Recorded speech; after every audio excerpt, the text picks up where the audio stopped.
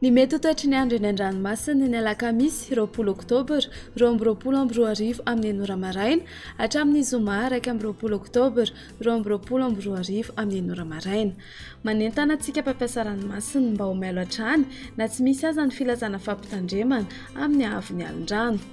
Ho an'ny Moritsiraka Atsinanana, Kapidambra hatrany Akapesta, isorana malefaka ny maraina ny tapany atsimo, avy atsimo Atsinanana ny rivotra ka 8 hatramin'ny 7 kilometatra isan'ora, hahatratra 5 kilometatra isan'ora indraindray ny any amin'ny tendrony avaratra, anonjaben'ny ranomasina, avon'ny onja 1,5 hatramin'ny 2,5 metatra.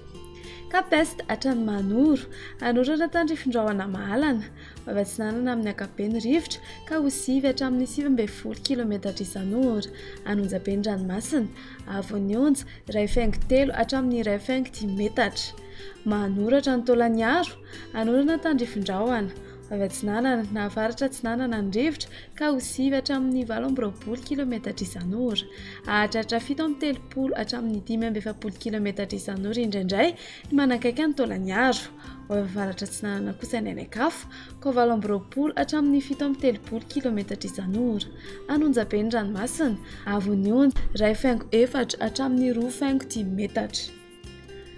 Taolagnaro hatrany Cap-Sainte-Marie, andrahoana mitsitokotoko na ibalika ny masoandro, avy Atsinanana somary avaratra Atsinanana ny rivotra ka ho 17 hatramin'ny 15 kilometatra isan'ora, hahatratra 15 kilometatra isan'ora izany indraindray, anonjabena aherin'ny ranomasina, avon'ny onja 2 hatramin'ny 3 metatra, isan'andrany atonony avy atsimo Atsinanana.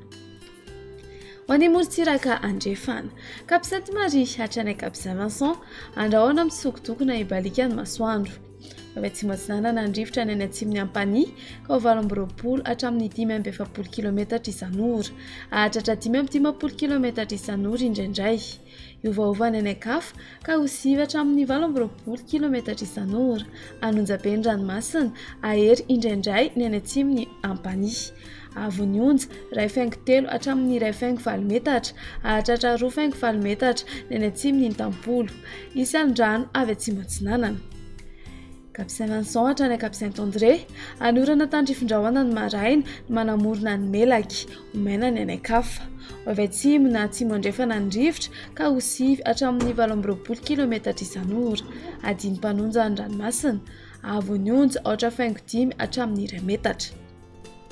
Cap-Saint-André hatrany Analalava, andrahoana mitsitokotoko na ibalika ny masoandro, avy Atsinanana ny rivotra ny maraina ka ho 7 hatramin'ny 18 kilometatra isan'ora, hahatratra 17 kilometatra isan'ora indraindray ny any avaratra Mahajanga, avy avaratra andrefana ny Tolakandro ka ho 7 hatramin'ny 17 kilometatra isan'ora, ho tony na adiny mpanonja ny ranomasina, avon'ny onja 4,2 hatramin'ny 4,5 metatra.